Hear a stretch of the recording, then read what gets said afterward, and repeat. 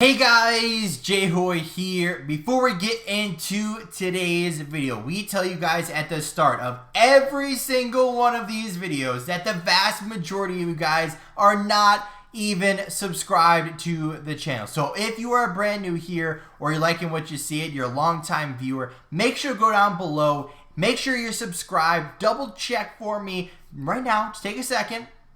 You're subscribed? Alright, great. Let's get into today's video. We're back on Call of Duty Vanguard.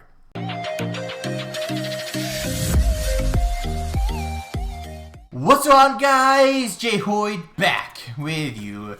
Today, welcome back to Call of Duty Vanguard. We're back on this game once again, and we are here with our second video of our CDL 2021-2022 season preseason preview. Our next two teams are going to be the Los Angeles Thieves and the New York Subliners. Both these teams split right in half, both looking for new rosters and hopefully some better halves. Let's start with the LA Thieves. So this team last year had lots of players on this roster trying to make things work. All the players include TJ Haley, Kenny, Temp, Slasher, Venom, Hook, Draza, and John make his return to the Pro League after a little bit of time away. And this team just couldn't put it together, right? They had the talent there. You know, all these players, you know, with the exception of, like, Venom, have all won. Like, well, Draza, I guess, and two, but they've all won. Like, they've known to be good players, but just for whatever reason, nothing could make this team fit. Nothing could make this team work, and I don't know what it was, but just nothing really clicked with this team. So let's start with their placings. Of course, stage 1, second in groups. They get 5th, 6th at the major. They get stage 2, 6th in groups, 5th, 6th at the major. 3rd in groups, 5th, 6th at the major. Stage 4, 5th in groups, 11th, 12th at the major. Stage 5, 3rd in groups, 5th, 6th at the major. And then champs, 7th/8th place. So not a good year for them. You know, on average, you know, 5th, 6th, middle of the pack team basically was their story all year long. So they were a middle of the pack team all year long, just never shown improvements, right? That was just, you know, plain and simple. So going into this new year, they wanted to bring in a new roster, not a completely new roster. Like I said, they split right in half, keeping Kenny and Draza. Draza, you know, a player that's been kind of in and out of the lineup, but has always shown to be, you know, one of those talents that, you know, you probably want to keep in your lineup, but was always the one that kind of got moved around and switched roles and moved in and out of the lineup trying to make things work. But going into this new year, they bring in Octane, a former 100 Thieves member from Seattle, and they bring in Envoy from the Optic Chicago roster to create a roster even better than last year. But will this work? So predictions going for this year. Well, one, let's just say, I mean, we'll get into it in the Optic video, you know, separately here, but the fact that Envoy was available on the free agent market still blows my mind. Octane was definitely going to be out of Seattle. Was not really a question of what team he was going to go to. I mean, he probably had other offers, some other teams that were interested, but it seemed pretty clear-cut of where he wanted to go. Envoy, like I said, we'll get into that later on. But Octane, Kenny, Draza, and Envoy, you know, this team has a similar makeup to the year before, right? They started out with what? Slasher, Temp, Kenny, and TJ Haley, I think, to start out the year. A similar team, right? You know, talent's there, but will they click, right? Octane's going to be their main AR. Kenny's going to be their flex. Draza's going to be a sub to start the year. Envoy's going to be their main sub. And they even said Draza and Kenny, depending on how they feel about the game, they might switch back and forth between roles, and they'll figure that one out. But for the most part, that's probably going to be their roles going forward. So, predictions, right? Do I see this team as, obviously they're top 12, because there's, well, right now there's only 11 teams, but they're definitely top 12. Do I see them top 8? I would say yes. You know, I think this team is better than the bottom 4, plain and simple. Do I see them top 6? I mean, this is where it starts to get, you know, a little, maybe start thinking about it. I think definitely they could fight for that top 4. Do I think they'll be in the top 4 all year long? Maybe not.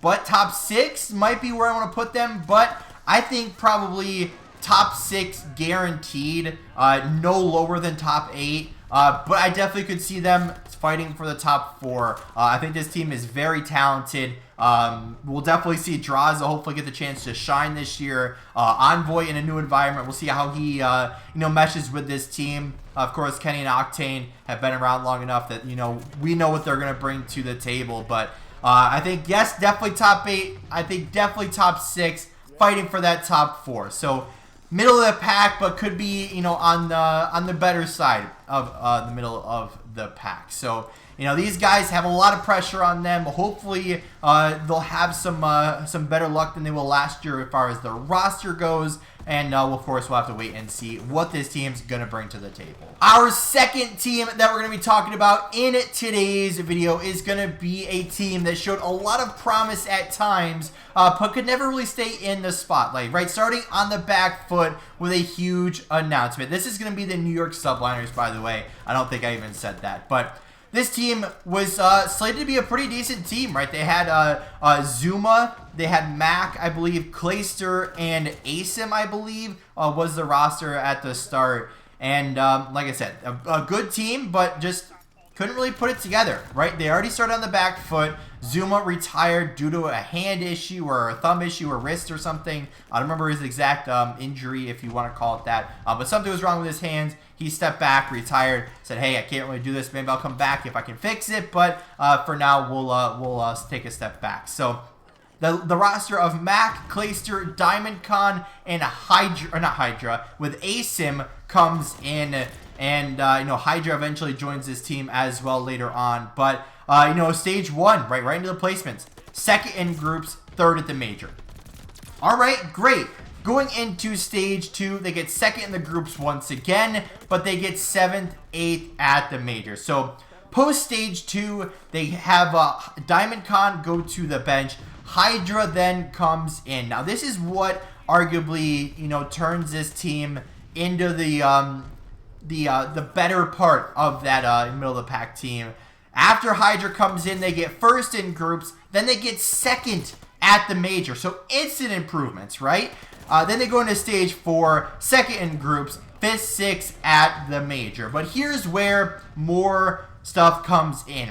Clayster steps away after stage 4. Diamond Con gets put back in the squad. Now, he didn't say it was retirement, and we didn't know if he was going to be around for the rest of the year or not. I mean, I had a feeling maybe he was going to take some matches off and come back for stage 5 and for champs. But it ended up not being that case, right? He steps away for all of stage 5. They get 5th in their groups. They get 7th, 8th at the major. Now at champs, of course, Clayster is back. Diamond Con is back out. And they get 5th, 6th at the major. Now, I don't know what the reason was behind, Clayster stepping back from the squad. I don't know if he was just, he needed a break, he needed to check his mental health. I don't really know, but I'm glad he came back. Obviously, Clayster, a legendary name in the Call of Duty community, and, obviously a huge part of that team. So, they don't finish how they want. Like I said, they had improvements after they got Hydra in there, but just never really found, consistency, when they needed it. So, on to this new roster, though. We got Clayster sticking around. He reunites with Crim6 from their Dallas Empire squad. Then they have Neptune from Florida. And then they have Hydra, of course, remaining as well. So, predictions for this squad. I think this team all depends on how they click, right? Crim and Clay have teamed before. Obviously, Clay was with Hydra last year. Obviously, he's an incredible talent. But how is Neptune going to fit into this team? How is Crim going to fit into this team? I don't really remember what their coaching staff is, but it's a lot of top end talent, right? On this team, right? Clayster's always been a legend. Crim's arguably one of the best players of all time. Same with Clayster even. Neptune, did we see his full potential on Florida? I'm not really sure. Of course, Hydra, we saw what he could do last year. Was a great player for their team. But predictions, right? Obviously, top 12. Top 8, I would say yes. Top 6, man, there's a lot of good talent ahead of them. Like, there really is. Does this team put it together? I don't know. I mean, I would definitely say top 8. Do I want to say top 6? That's going to be hard. It really is. There's a lot of good teams up there, right? Because you got FaZe, Toronto, you got Optic up there. You got New York. We got the LA Thieves squad. You got the LA Gorillas squad that we'll get into in a later video. You know, you got that Minnesota team that didn't change. I mean, there's a lot of teams that could fight for that spot. So as long as this team, you know, clicks right away and, you know, has it together from day one, I would definitely say they could fight for top 6. Do I think top 4? That's really hard. I don't think they're going to be top 4. I think they'll definitely be top 6, though. You know, be that middle of the pack team. You know, definitely could cause some upsets. That's for sure. If a team's off on their game, I definitely think they could cause some upsets.